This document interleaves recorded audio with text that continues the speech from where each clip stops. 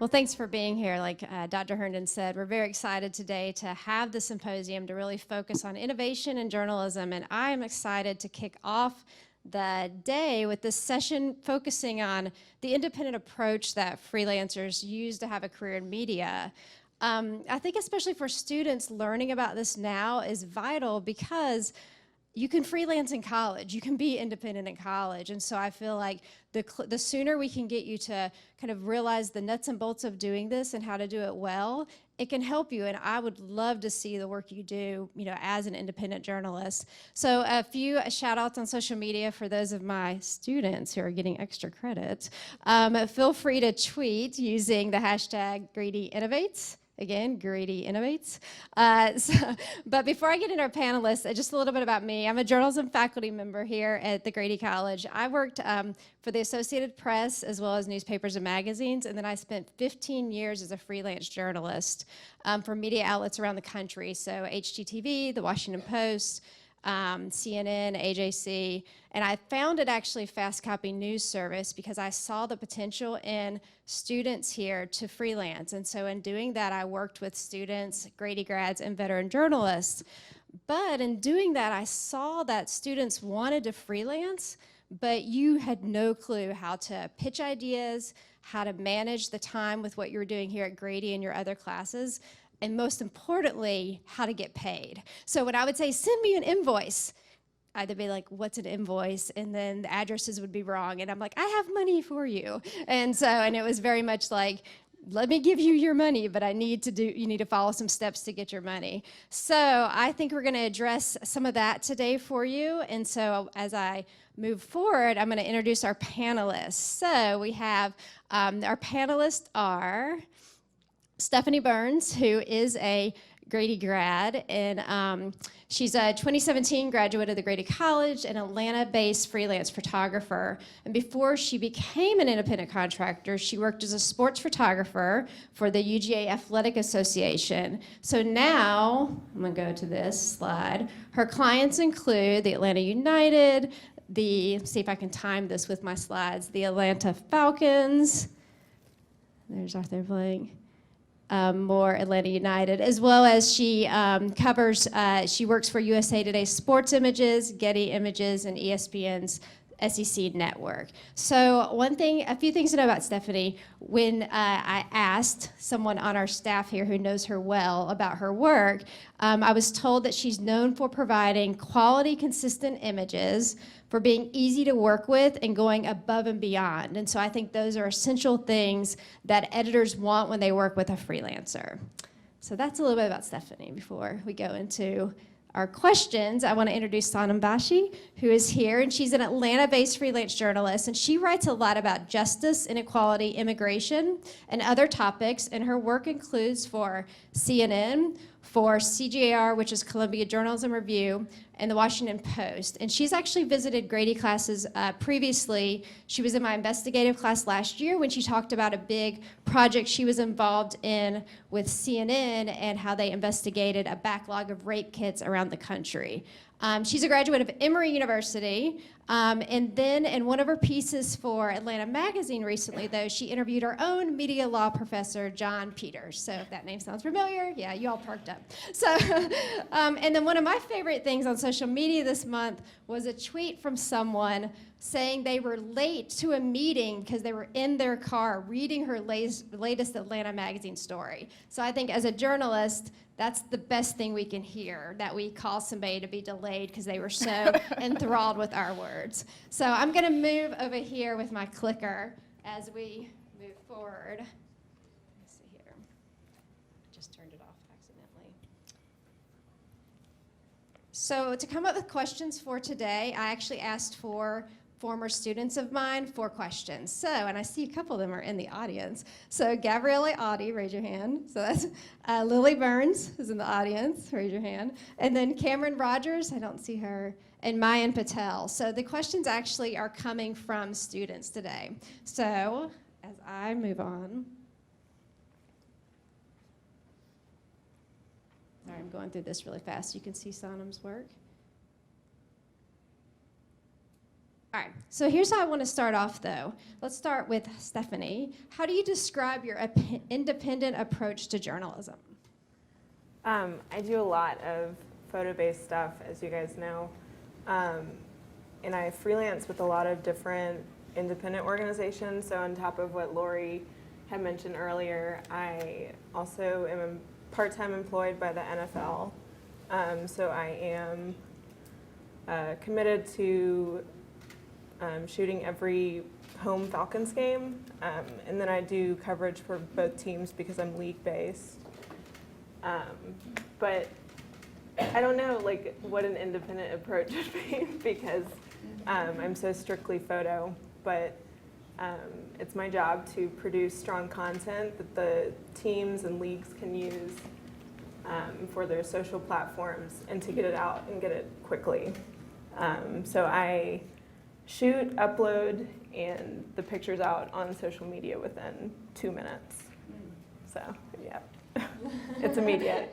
Super fast. Oh, wow. Yep, quickly. All right. Sonam? Yeah, I'm not that fast. I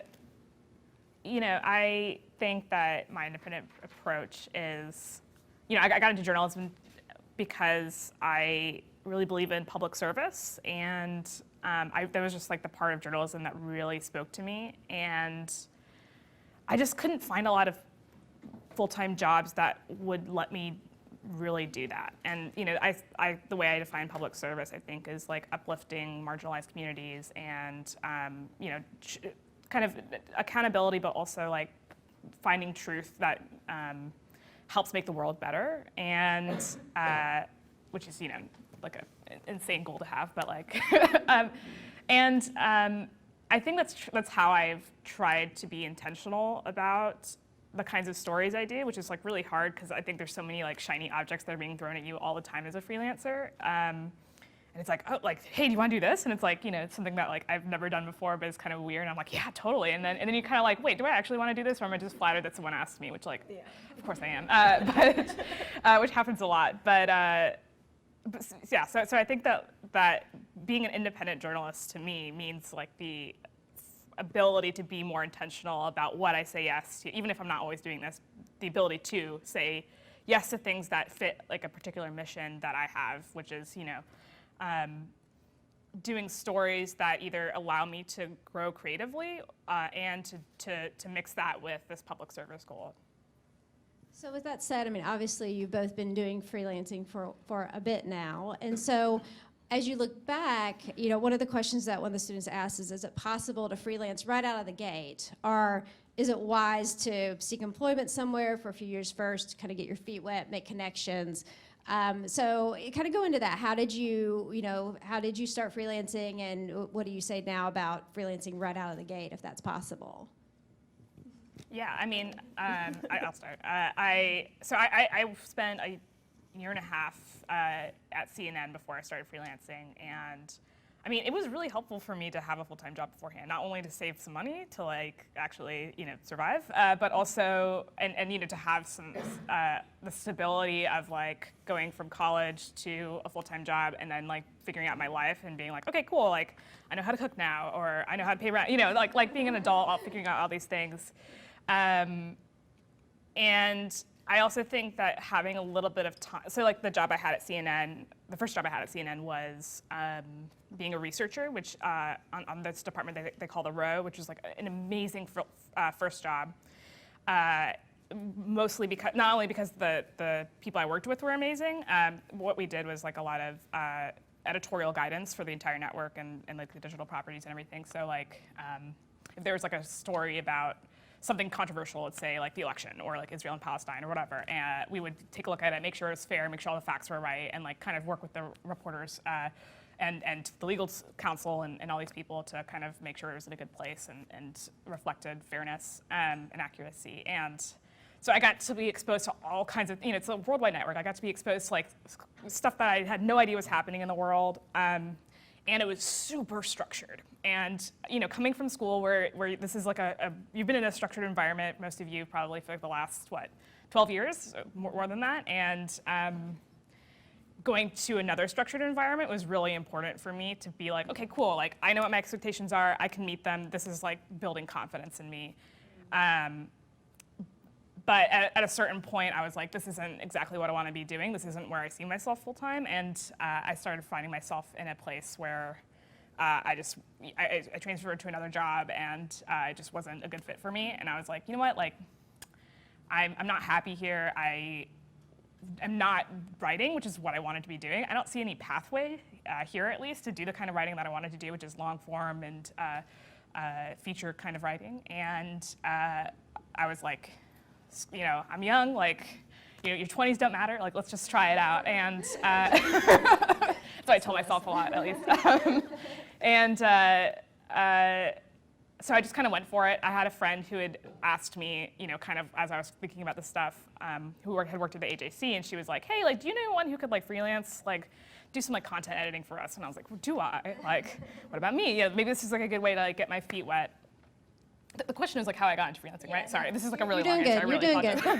And then at the same time, I had started working on an investigative project with another department at CNN, and I wasn't able to work on that with my new job. And so at CNN, I wasn't able to work on it. And I just talked to the editor, who was not my boss at the time, but the editor of that project, and I was like, if I go freelance, like, could I actually work on this more? And she's like, totally. Like, it'd be way easier to hire you, because it's just really hard to create a full-time job for someone, and it's way easier for people to just to have like a flexible budget and just be like, sure.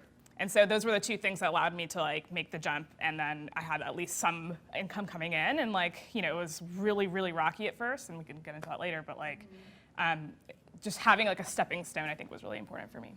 Yeah, and that's what, I think it's a very clear line from you, though, you know, working at CNN helped you get those kind of early gigs. And Totally. Steffenie, what about you with the Athletic Association work you did? So all throughout high school and beginning years of college, I took my weekends and a lot of my like spare time to do weddings and portraits. So that's kind of originally where I got my start in like the business side of photography. I've had a camera in my hand for as long as I can remember. But so weddings and portraits was where I started. And then Mark will confirm that I did not want to shoot sports at all. When the Athletic Association job opened up, and that was an opportunity that I just decided to take. Try out the sports thing that I knew nothing about, and just kind of went from there and made a ton of connections, and spent a year there at Georgia, then decided to move back to Atlanta July of last year, and then just from there started picking up freelancing jobs with the Braves, Falcons. It was easy for me to pick up a bunch of different teams because Falcons and Atlanta United are all owned by AMBSE, which is the blanket company that owns Mercedes-Benz Stadium, Home Depot Backyard, United, and then also Falcons. So like I freelance entirely inside that company. So my situation is a little different, and I don't have to go out and like search for work as much because I'm under a blanket company and I can freelance within it. But that, in short, is how I got into sports, and I'm doing it now and I love it. And surprisingly, sports is repetitive, but each game is so different, and there's a lot of action, and I love it because it's competitive. So I think that's what has kept me not bored in it. So. Well, and I think, so over the years, even with myself, I've had editors assign me things in different ways. So it's kind of go in a little bit more in depth about the relationships you have with that company. How do they assign you, how do they give you assignments? Do they give you a spreadsheet of, here's everything we have going on, pop your name in when you're available and you're golden? Or is it more like, okay. It's the first option. So they'll give me a spreadsheet of events that they have going on within the month, pretty much outside of game coverage because I'm on every home game already. But I will put in my availability for each event whether or not I want to do it or I'm interested. And that's another question later, is how much I take that I'm not interested in. But I fill out the spreadsheet, tell them yes or no on events, and the spreadsheet is really inclusive on telling me like how much it is, what the event is, and then contacts and all of the other things that come with it. And do they already have they already secured you for next fall? I mean, how far in advance are they? Yes. Okay. So I am on essentially like a photography team. We went under new management a couple months ago, and that has really worked in my favor as a freelancer. So they've organized a team. I have a manager. We do like feedback Fridays, so my work gets reviewed. Good and bad things, which is awesome. And as a freelancer, in my notes, it's really hard to get feedback on your work a lot of times, and I'm sure you understand that as well. But that's a good, like, awesome part about this company and kind of what I'm doing. Yeah, and Sonam, I think, so kind of maybe explain how you have relationships with different companies and how you seek gigs, or do you, are you purely just pitching every single story every time, or do you have people who come back to you and say, hey, we want to give you something? I think I would personally lose my mind if I had to pitch stories all the time, just because, and we'll see it later, I am just such a slow pitcher. I have friends who can do it every week, and I'm just putting 1,000 words in a document, sending it over, which is not something you should do, but so right now it's 50-50-ish, and that's the ratio I really like. Sometimes it kind of goes up and down depending on the month, but for example, I'm kind of I'm not a slow writer, but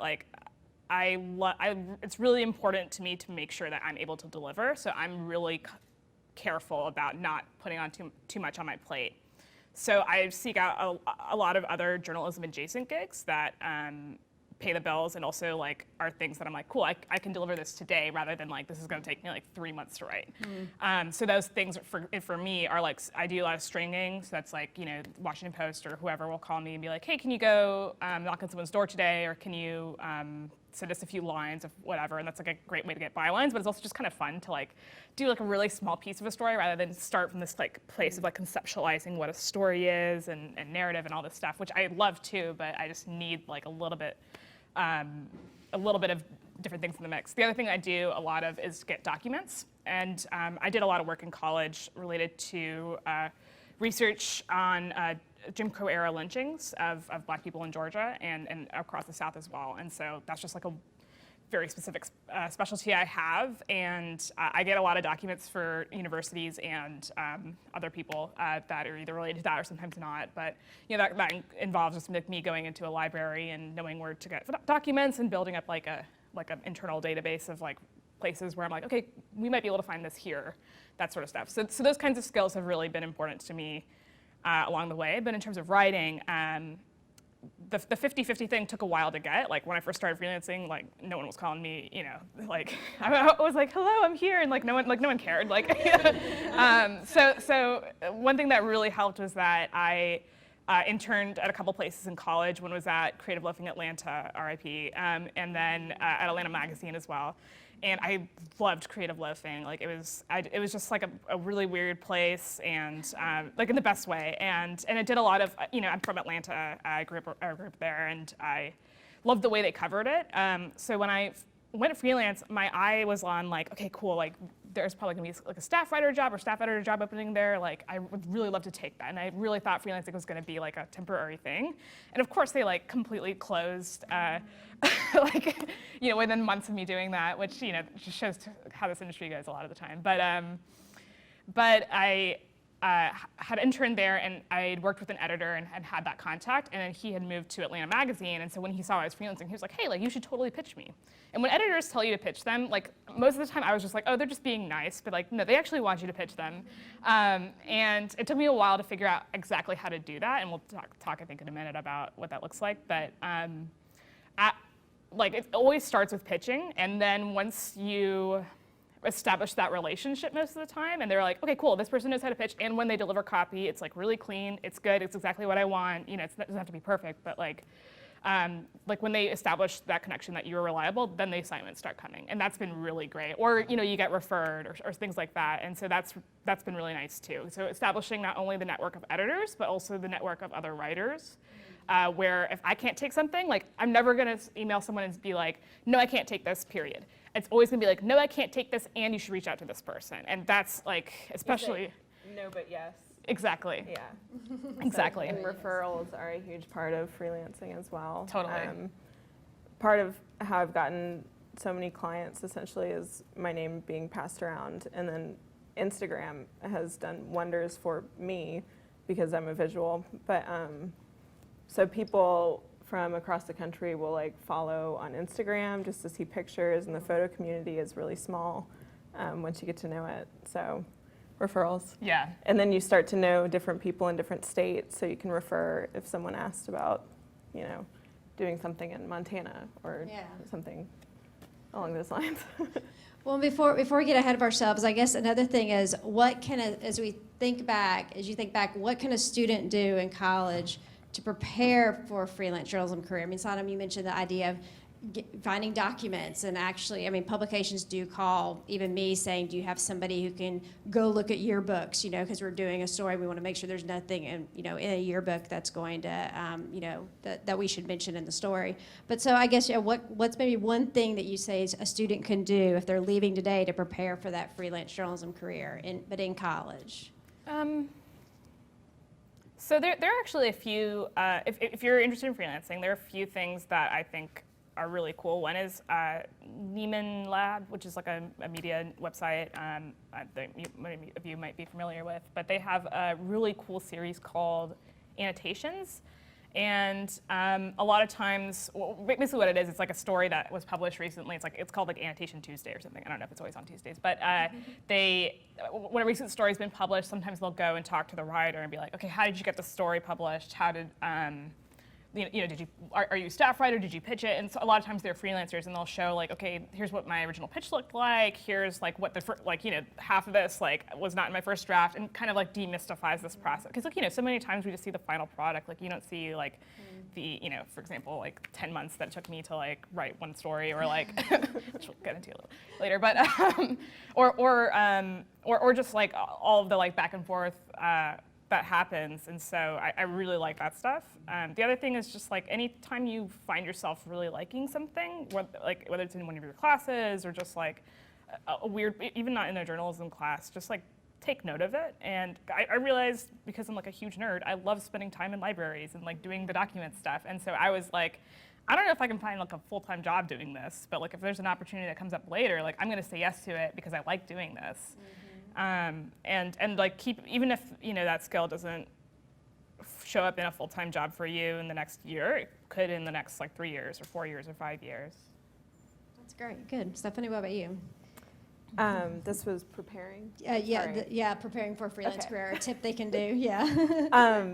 So in college, I've kind of made sure that a lot of my work was like, or as much as I could, like a pro grade. Photography, so I'd have some sort of a portfolio moving forward. I feel like as a college student, you can tend to push things to the side or not do things just because of time, and you're short on time, and you're just short on time, so you're not motivated to produce like nice stuff. And I think going back, I would spend more time doing like pro grade work, so I'd have stuff to present as a freelancer, saying, here, this is what I'm capable of. But it's hard in college, but as much as you can, produce pro grade work. And then I also have on here, it's don't be afraid to sell yourself, and kind of, I don't do a lot of pitching for photos because people come to me telling me what they want, and then I go shoot it and try to creatively do it as best as I can. But don't be afraid to tell them kind of what you're capable of or what could work better in the situation. I really like giving people options, or if they want something done one way, I can be like, hey, it would look a lot better if we turned this person around, you know, fixed a couple things, and you're going to love the picture that much more. So don't be afraid to recommend things or to like sell yourself as a professional, kind of on that standpoint. That's great. Another good question from one of our students was, is it possible to freelance as both a photographer and a writer? And I thought that was a good question for you to maybe answer. I mean, are you doing any writing with your photos, or is it hard to do that? And then So- Sonam, for you, are you taking any pictures? I don't consider myself a photojournalist, I guess, because I don't do the writing portion of it. I'm there documenting games and like special moments and everything else that comes with the day. But I'm also a lot of times one-sided, so I'm working for teams and I have to make the teams look good, so it's not always journalistic. So if there's injuries going on, it's not that I can't document them, but I can't put them anywhere. Okay. So Okay. Yeah, no, that's good. I don't do the writing aspect of it, Yeah. but Yeah. so And Sonam, what about you? Do they ask you do editors ask you, you know, shoot photos or shoot video with your? Sometimes. Okay. And I hate it because I'm a terrible photographer. Like, I try really hard now not to work for places that will ask me to do that because, I mean, I personally think that like, if you're going to do a story, I mean, and it really depends on the place's budget, so you have to kind of like work with it. But like, if you're going to ask me, like not a photographer, to take photos with their story, it's not going to look good. So like, I would rather someone else have the budget to like pay someone who's a professional and do it. Or you know, you can get illustrations or other things like that. But And- it's not always possible. And people do the writing in photo all the time. And that's what, like if I was stringing for USA Today a lot more than I do, especially if it wasn't sports. With sports, I don't have to, I get a blanket caption that I put over every image, and then I send it to an editor who does captions for me. So if I was more so stringing like the journalism side of things and going to news events, then that's where the writing and the captioning would come in. But I think with sports, a lot of that is taken out of it. And with Getty, I do captions, so there's like a little bit of writing, but Yeah. it's Yeah. not a story or Yeah. anything major. And I do know, I have a lot of friends who just can do both very well. I will say that, you know, I think it's important if you're a writer or to take photos of whatever you're doing, just because Yeah. I think it's important to refer back to, like that, like just like your notepad, I think those photos are as important as your notes, just to like write from later, or if you're trying to capture a scene, like being able to refer back to like the photo, even if you're not going to publish it, like the photo you took, I think is really useful. And then the other thing is like, even if it's not, if you can't do both, like that doesn't mean you can't have other skills that you can do. Like when I was doing the CNN project, I was like lucky enough to be able to kind of teach myself a little bit of data journalism and some data analysis skills, and like that's a skill I have now, and I've not done that much, but like I can sell myself doing that if I need to, and that's like it's a sense of security for me to feel like, okay, well, if this whole like writing thing goes bust, then like there's at least some other skills that I can rely on to like fill up some of the gaps that I need. And I think Sonam, you and I have mutual friends though who are working regularly with photographers, and that's where they're finding that they're able to kind of leverage their connections and with media outlets, because the photographer says, I want to do this piece, and here's the writer who can do it. So I'm finding that's incredible, that kind of relationship that photographers and writers are having. Totally. Or even writers and other writers. Like, I mean, I had a friend recently reach out to me and was like, hey, like, I got a bunch of documents about the Atlanta Police Department. I don't know what to do with them. And I was like, cool, like, let's do this together. And like, we don't have like a publication in mind yet to sell this to, but like, we're at least keeping each other like forward momentum through this process that I think like just having a relationship is important for. So true. No, so we wanted to so Sonam shared one of her pitches that she has recently done, because we've said the word pitch a lot, and I know that in your classes we're trying to show you how to write pitches. But so kind of explain, when you're doing a pitch like this one, what do you think of, what type of reporting do you do ahead of time, and why this one sold, because you did have a published story from this. Yeah. This is a cold pitch, which means that I didn't have any relationship with the editor or had never talked to them or anything before. Pitches that are not cold pitches might be people you already have a relationship with, or like, you know, if I met an editor at like a conference or something, I'd be like, and there was at least some sort of like information that you had about each other. But pre-reporting for pitches takes a lot of time sometimes, and it is my least favorite part because it is unfunded. It is the part that is like most likely to be to kill or not kill a story. And you know, I have like, God, like 10 drafts in my computer right now that's like just like half-written pitches, and like just completing like that part is really tough sometimes. But once you do that, like, you're golden. And I think the way, and I didn't come up with this, like, this is just from me being on Twitter, like listening to other freelancers, talking to other freelancers, meeting them, learning best tips. But the things that I try to make sure I have in every pitch to make sure it sells are having something, whether it's a character, a place, or a central thing that can take you through a story. Don't pitch topics, pitch stories. So this story right here is about, like the big idea of this story is basically about journalists who write about immigration, and particularly those who come from, like, quote unquote ethnic media. So that might be Spanish language newspapers. That might be newspapers like the ones I grew up reading that cater to a particular community that's usually minority based. And the kind of tensions, this is for Columbia Journalism Review, which writes about journalism, and it's just about sometimes the tensions that come from being so close and so responsible for a community. And I've just been interested in the subject for a while and didn't really find the correct way in until this happened, which is this guy, Mario Guevara, who's great. He's an amazing journalist. He's one of the few journalists that covers immigration in Atlanta.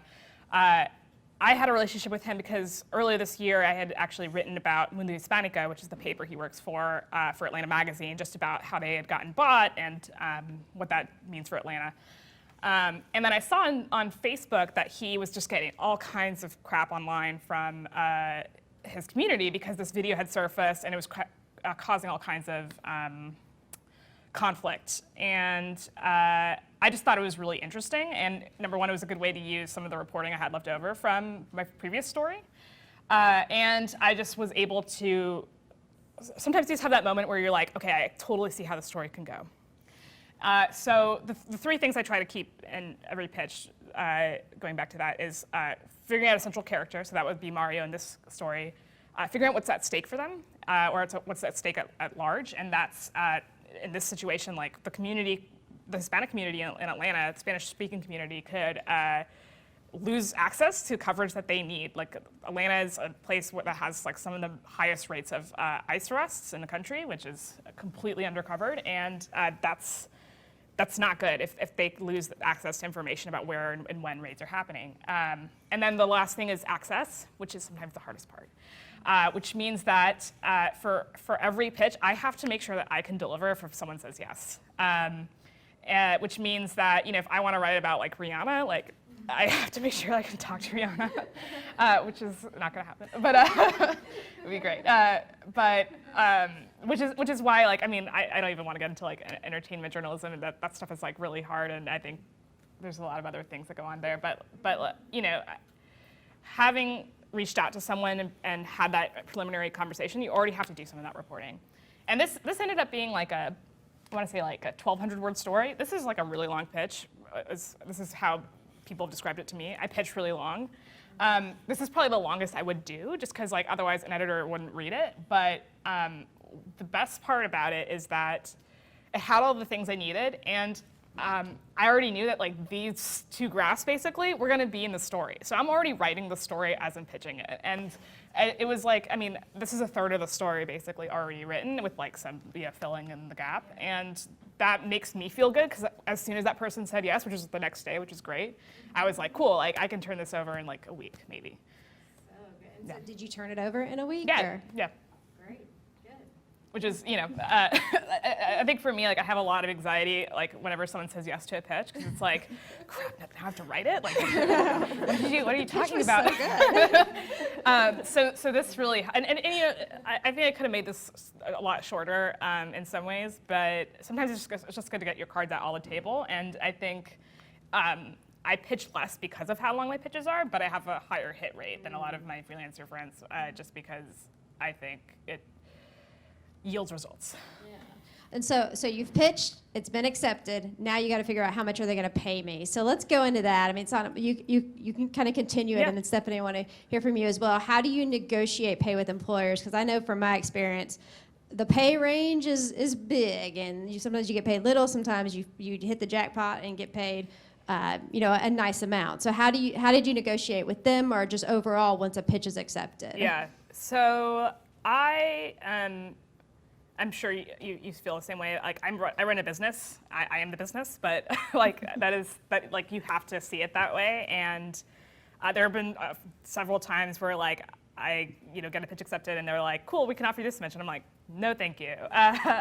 And sometimes it's useful because there's so many shiny objects sometimes that setting a floor for yourself is really smart, I found at least. And so for me, like my floor is like, I'm not gonna do anything for less than 50 cents a word, which sometimes there's always wiggle room. And the reason there's wiggle room is because this isn't completely a business. This is also something that I love doing, and like this is creative and fulfilling in a way that's like beyond just a job just to pay the bills. So I think balancing that, and I've had friends that have written stories for publications that pay like abysmally, but they do it because it was the only way to get that story published, and it really mattered to them to write that story. And I think that's a legitimate decision, but generally I try not to go below that. And so this story, I want to say, paid 600 or something like that, was about 50 cents a word. Okay. And it was honestly, one of the things that I think goes into that equation of like whether I say yes or no is part of like prestige, or will this help me get other bylines, or do I just really want to write for this publication? I really liked CJR. I really wanted to write for them at some point, and so I was like, cool, like this is great for me. And another thing is like, how hard is it going to be? Because like, I remember us telling, sorry, I'm like talking a lot, but like, I remember you will get your chance. I remember talking to a friend the other day, and I'd gotten 2 stories that were $1 a word, and I do also do this thing. So like that's a good rate, but I'm pretty like obsessive, and so I also calculate my hourly rate. So to some extent, like how long did I actually spend on this story? And like, so one of the stories was from an alumni magazine. Another story was like a long form story that required a lot of reporting. And the hourly rates between the two, like I got paid like basically like $11 an hour for the long form story, which was like fine, but like not great. And then the other one ended up being like something like $80 an hour, just because like it didn't take that much reporting. And so like I think figuring out what it means to do an actual story is like really hard, and it takes a lot of experience to try to figure out, is this actually a good rate for this type of story or not? Yeah, and so how does that compare with you, Steffenie, in terms of who you work for? So stringing for USA Today or Getty, they always have like a set amount, so it's usually like $250 a game, I think. And outside of that, anything I do is like $100 an hour. So sports-wise, it's $100 an hour, and that's game coverage, and generally I can wiggle in like some edit time, but because a lot of my edits are immediate, it cuts down to my edit time afterwards, so it's usually like a set amount of time. So like a soccer game would be 4 hours, so that's $400. And then if I have a double weekend like I did this past weekend for United and Falcons, Falcons for me is like usually an 8-hour day, and then United is like a 4-hour day. But a lot of times for the company, they don't count some of the time you have to show up beforehand, just because it's like pregame stuff or just other like logistic things of like setting up and getting here and getting there. So, but anything I do is $100 an hour, and then outside of sports, like corporate stuff that I do a lot of corporate photography for businesses. And I start at $125 for those an hour. And usually they're pretty big companies, so I don't have an issue getting them to pay me or agree with my rate. So. Do you feel like, both of you, do you feel like it is a negotiation, or do you feel like they're saying to you, this is what we pay, take it? I think what Sonam was saying about having a floor is really important. If someone's paying me like $150 to go shoot something that's 2 hours away, then I'm not going to take it, because I can always like expense the gas and then file it on my taxes, but still driving 2 hours, 4 hours total round trip just to earn $150 is not, it's not feasible. So setting a floor is really important. And then, Well, I think the independent approach to this is, a mix of passion and professionalism, but also business. And I'm sorry, it's not a P. I like alliteration, but I didn't have it there. So we'll think of something. And so I guess my question is, I'm very curious. So what's your biggest expense annually? What do you spend the most money on professionally, not clothes? But anyways, professionally. Me? Either one of you, yeah. For me, I would say it's probably rentals. So depending on what it is, I'll rent gear, just because as a freelancer, it takes time to build your inventory of stuff. And so it'd be like renting a 600 lens for baseball or something along those lines. And if I pitch it right, then a lot of times I can expense it and the company will pay for it. So I'm not always paying for it, so, which is nice. Yeah. But I would say rentals, and then I drive a lot, so I would also say gas is probably up there. Okay. It's a lot of wear and tear on my car, so my dad is not happy. But Sonam, what about you? Your biggest expense? Healthcare, unfortunately, healthcare too. Which is like, this is the reality. Is like you don't have a full-time job, so like you don't get any benefits. That means that if I want to take vacation, I do not get paid time off. If I get sick, like this whole thing goes away. Like in the sense that I strongly believe that there is an amount of privilege that comes with being able to be a freelancer, because you don't make, depending on what you're doing, like it's not like you're making $1 million an hour necessarily. And like I think if I had like any sort of chronic illness, like this would not be happening, just to be frank. Or if I had a dependent, for example, or any of those things. And but I don't, and like I'm able to make enough to cover my expenses, and that's like great for me. But healthcare is a big one. Taxes, which like we don't need to get into like too much, but basically like Taxes. Like basically the issue is that there's usually when you work for like a full-time employer, the employer will withhold taxes from your paycheck, but no one's doing that when you are freelancing. So you have to kind of withhold. So basically it's like the same amount of money, but you just have to be careful and be like, okay, like, cool, I just got like $1,000, awesome. It's like, no, you really just got like $750, because like I don't know how much, like, but yeah. So every quarter I have to give like a big old check to the government, which is cool. Like with each paycheck, I take a certain amount and then put it into a separate savings account, just so I have my tax money right there, and I'm not having to like pull from other places or look for it. So it kind of stinks when you get a nice paycheck like that and then have to take some out and then put it in another account where you're still seeing it's there, but not really.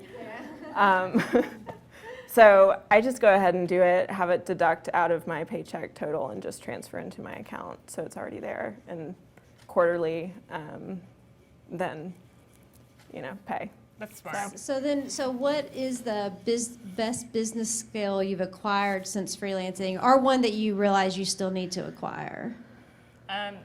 For me, I feel like I have like so many careers I could pursue that are not journalism if I need to, because I am my own lawyer, I am my own accountant, I am my own agent. Like, so like I would say like those three things are really big.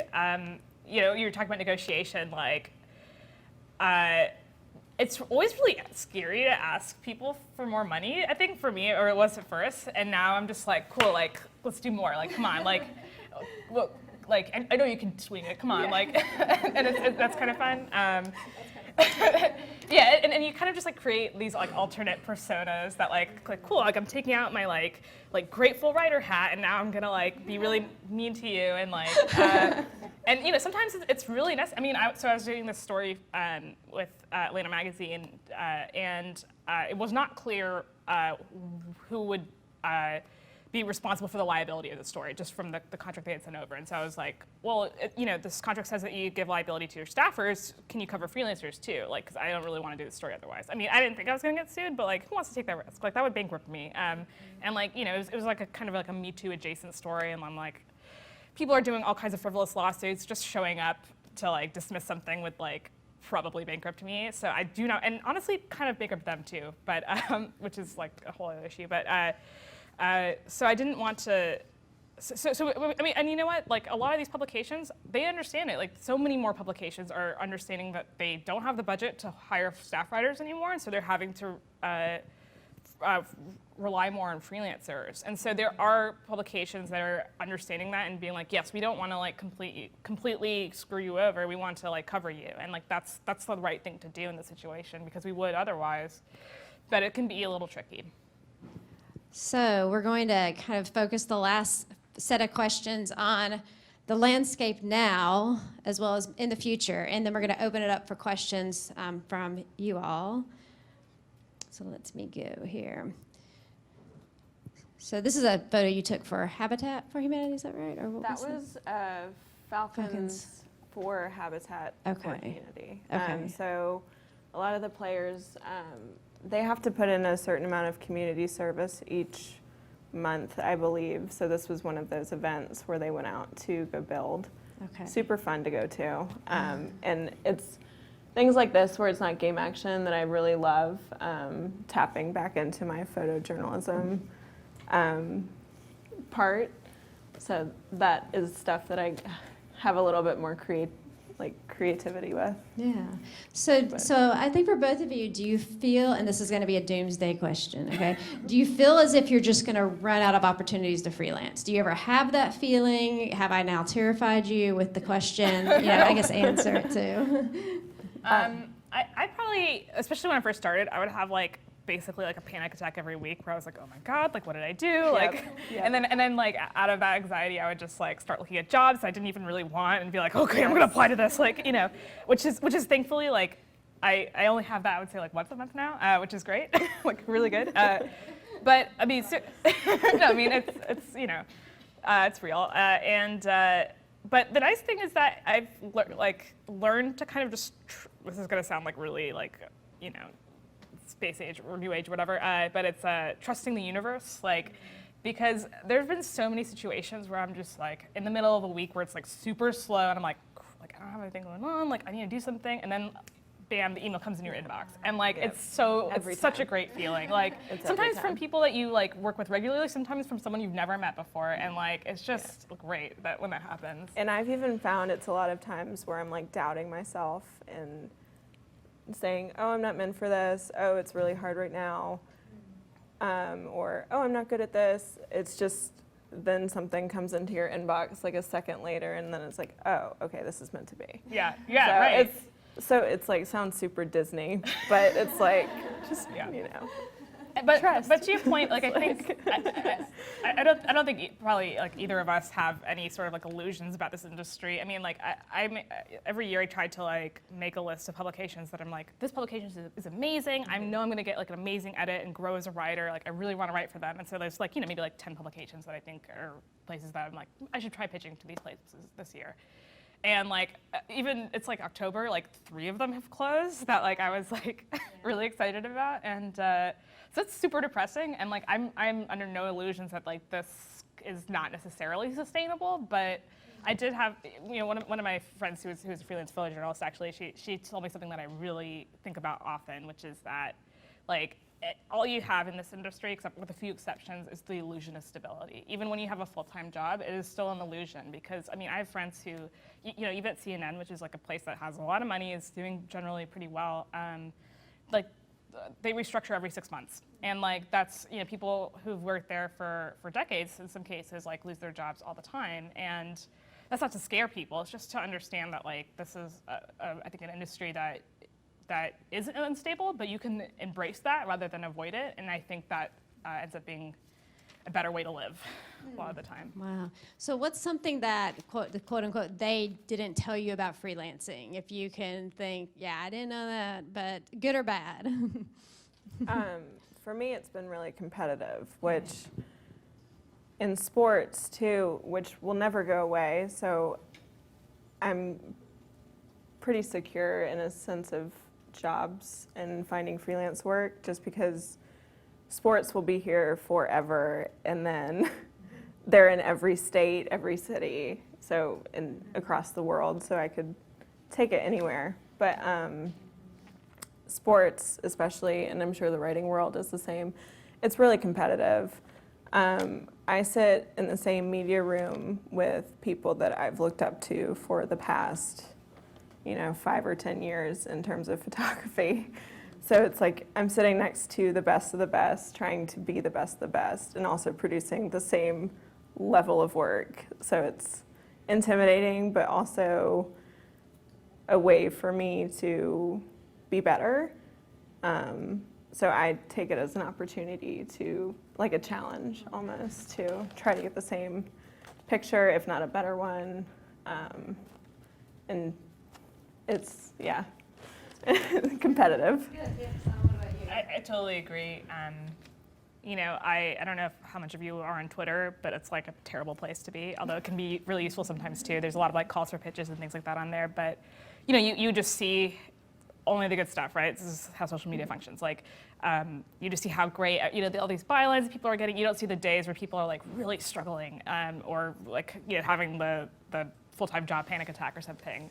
And the thing that I was really surprised by, that just because I'm pretty introverted and like I like spending a lot of time alone, was how lonely freelancing is. Like, I really missed, surprisingly, like, don't get me wrong, like I have these things called fancy lunches, where I get to like just make an entire spread that I would not be able to do in an office, and just like, it's like, oh, like pie, like, just like making soup all day, like, which is great. But and I get to be in my pajamas, which also great, but some days. But also, like, I really miss just like the kind of like passive interaction that you have with just being in an office. Like just hearing people around you is a way to like, or just like saying hi to people. Like there'll be days where I just don't see anyone, and that can be really lonely too. That being said, I think one of the things that has helped me so much in the last couple of years is I started a writers group, and I just to like find other freelancers and to just like be like, hey, like what if we met up monthly and like try to get better as writers? And it ends up just being like people having beers and like griping, which is great too. But it was really scary to like put myself out there and be like, who, like come to my party, like because like there were some times that no one did. Yeah, we're gonna write. Right, like come to my lame party. It's really safe, but like people like of course like it ends up being that a lot of people are lonely, and a lot of people really like having that community. Not only has been great professionally, where I can again like refer people and get that back to all these other freelancers whose work I really admire, but also to kind of have a sense of like, this is fun. Like freelancing is really fun most of the time, and like that should be something that we always keep at top of the mind, because like the hard days are really hard, but the great days are just like, you get to just like explore the world. Wow, that's great. Good. And so I guess you've kind of already answered this, but any other advantages to having the independent approach? I'm going to show the tweet that the person put about you by Queso for one. So what are other advantages to having an independent approach to journalism and to careers in media? I know that I get to work a lot and kind of express my creativity. News organizations can kind of put a limit on what you do with pictures, but when I take pictures, I'm able to kind of do some weird flash or like a slow pan or like stuff that I can still experiment with, especially on like the less important or higher or lower stress shoots. That's kind of my time to that's my window of time to do weird things with pictures. But I think that is really nice about freelancing, and I'm sure you have some sort of leeway as well Totally. as to like what you can do and what direction you want to take things. Totally. So that's really nice. There are still limits, of course, but Totally. Sonam, what about you? Anything other advantages besides being in your pajamas and eating pie? Pajamas and pie. There we go. that's also a big one. Listen, like I'm having fun right now, but it's only because I don't dress like this like all the time. But I think just going back to like the idea of being like intentional about your work.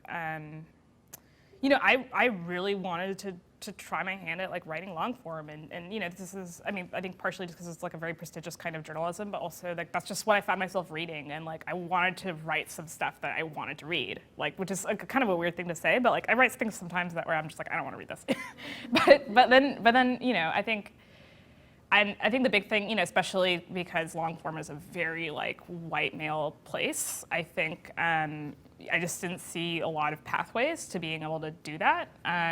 There's no like, I mean, there are a couple of programs. I think the UGA one is like a great one that actually teaches narrative nonfiction, but there are not a lot of like, you start at this paper, then you go do this, then you become a feature writer. You know, like that pathway has just been obliterated, as I'm sure like a lot of you have kind of found. But I think what I kept finding when I deep stalked like people who wrote articles that I loved was that there were a lot of freelancers, and they just kind of like did it. And you know, it took me a long time to start writing long form, just as a freelancer, but that's true. I mean, you know, just being able to like completely circumvent the like 10 years on the breaking news desk, and then like maybe the features slot will open up. Like I didn't want to like make that gamble. I didn't think that was going to happen.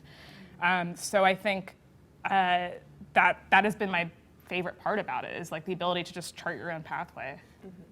It's wonderful. Well, I want you all in the audience to be able to ask some questions. I know Gabby and Lily, if I didn't answer all of yours, you're free to ask some more. But questions for our panelists from all of you?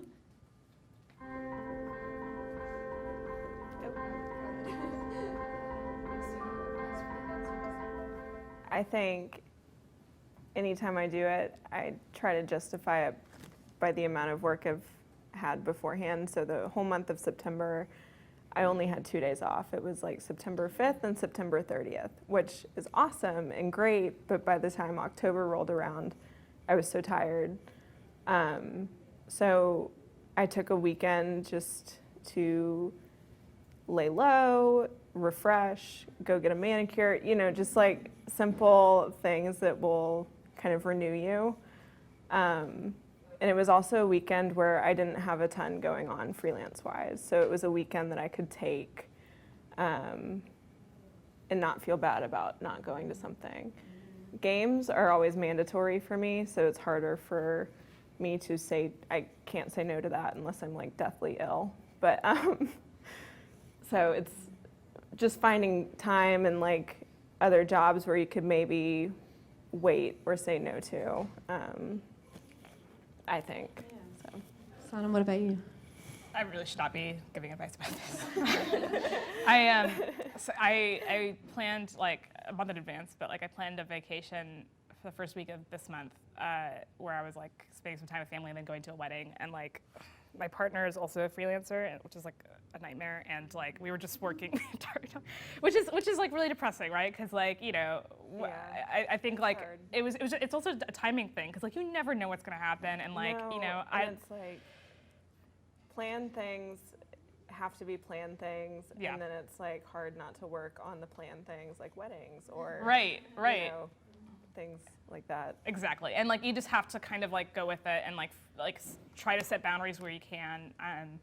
I think like, you know, I think we just kind of embraced it, like, okay, great, we're both have to work, but like, let's at least make this fun. And so I only worked half days when I was at the beach, and like we went out and like I sat on the beach and was like editing, and like it was actually kind of fun. Like I had a great time. And like, don't get me wrong, I probably feel like I burn out like every 10 days, like on a cycle.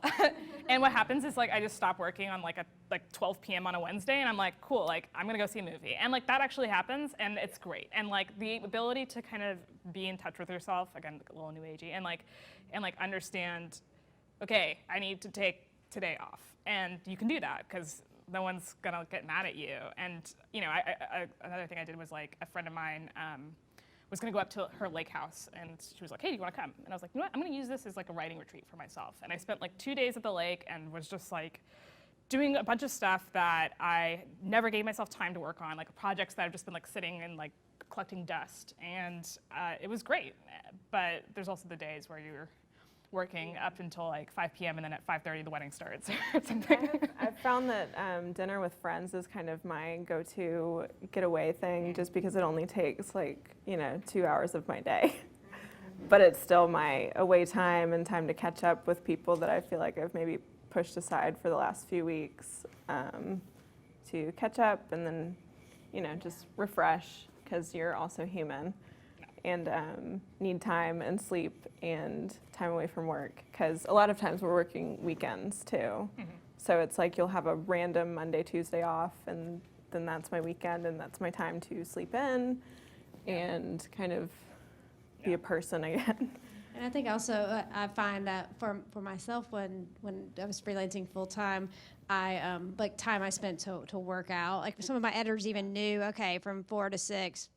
She's not going to be answering my text or my emails because she's working out. But then they knew I'd be back on it at night. So in a way, it's, if you start to have a relationship with editors frequently, they kind of know your schedule, and then they don't bug you during those times. But then as soon as they know, oh, she's going to be back on it, I'm going to send her that story for her to edit. And so part of it was that. So I do find that I know other freelancers who kind of block out that time literally in their schedule to know, but I am guilty of like checking my email right after doing burpees or something at the gym, so that's horrible. I kind of create like business hours too, and with freelance it's tough, but it's rare that I answer emails or anything unless it's urgent after like 8 p.m.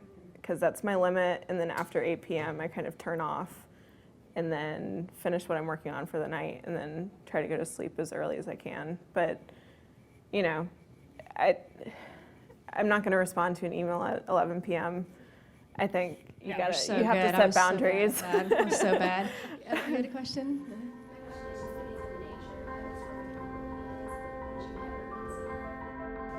If the job was right, I would take the position.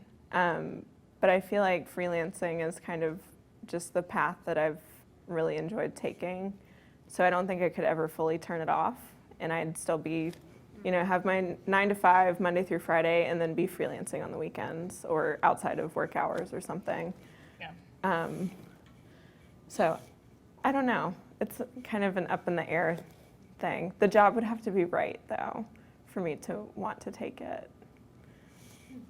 Yeah, I started freelancing because the job I wanted didn't exist. It just didn't. And I was kind of just like, you know what? Like, journalism is like pretty like up in the air right now. Like, I might as well just do it the way I want to, or not do it at all and do something else. And like that's still true today mostly. Like, I just, there isn't a job, at least in Atlanta, like where I want to stay. Like, there's not a job that exists. So you are creating it, and I think that, I mean, if I want to.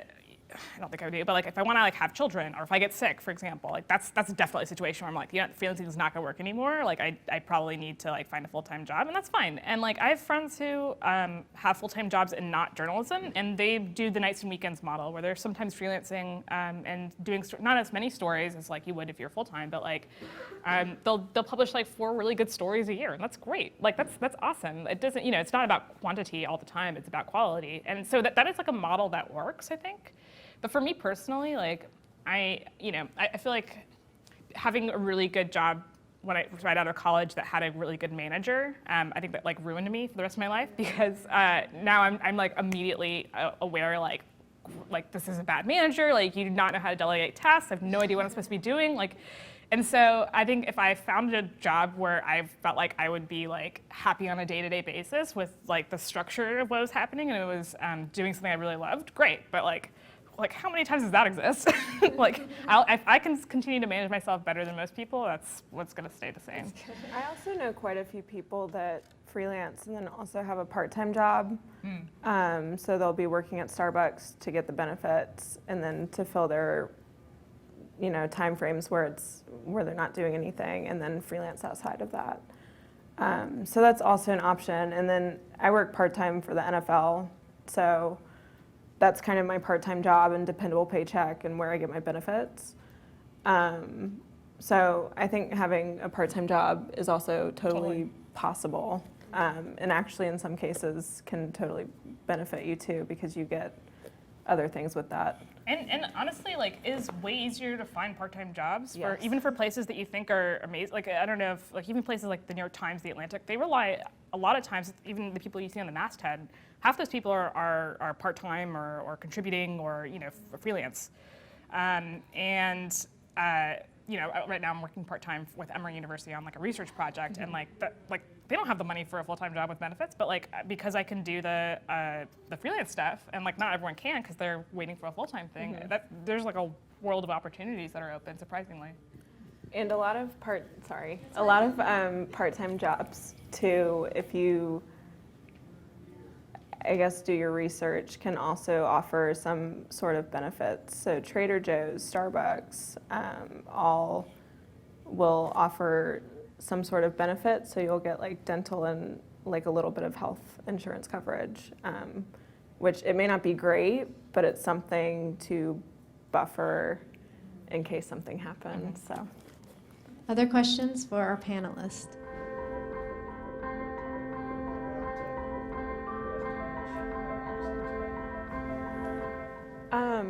I do a handful, well, more than a handful. I do a lot of corporate photography. So businesses will call me in to shoot like corporate events or speeches, which can be kind of dull, but you try to, again, take that as an opportunity to make it interesting. But the way I edit for corporate is different, and I also don't do live time uploads, so I don't know. So a lot of corporate work is like event-based stuff, or then like headshots. So it's a lot of studio work and then general like events or conferences or things like that. I treat them as a client, so I'll go shoot, do it per hour, and then deliver pictures within like a week afterwards, unless they're requesting like, a handful of pictures for social media, and then in that case I'll. And in Atlanta also, the corporate options are, a lot of conventions happen in Atlanta, so a lot of times freelancers are hired to cover the convention, but it's for the company that's sponsoring it, or it's for a specific client there. I think the big thing, and Sonam, maybe you can talk to this if you've done corporate work. The big thing is not having a conflict of interest. So if I'm doing if I'm writing corporate work for Coca-Cola, I then don't want to do a story for the Washington Post on on the soft drink industry, because that's in my mind, a complete conflict of interest. But do you have experienced that at all? So, I mean, honestly, most of the freelancers I know do some like marketing stuff as well, just to like, one of the things one of the binaries I've created for myself is like, is this a money gig or is this a love gig? Because I wish there was more intersection of the two, but there's not always. But there's plenty of money gigs that are out there, and a lot of them are corporate. Some of them are like branded content, or like, there's like a whole world of these things, but it's like branded content, SpawnCon, and then like pure corporate stuff, and like. Like Atlanta Magazine has a couple of like branded magazines. One of them is just about like nonprofits, or one of them is about like I don't know, babies or something. And then it's just like a different funding stream, but it's still editorial. And like, so I've done like some editing for them, or some writing as well. But like generally, it's not stuff that like fulfills me. So I try to be careful about like just saying yes because I'm feeling financially anxious, rather than like saying yes because like I mean, which is a perfectly reasonable reason to say yes, but I also think it's like, am I just feeling anxious, or do I actually need this? Or, I think there's like a couple of months, like a year ago, where I was spending like way too much time doing that stuff, and I was like, I don't need this. Like, this is not the point of me doing freelancing right now. So I think it's about keeping that balance again. There's a question.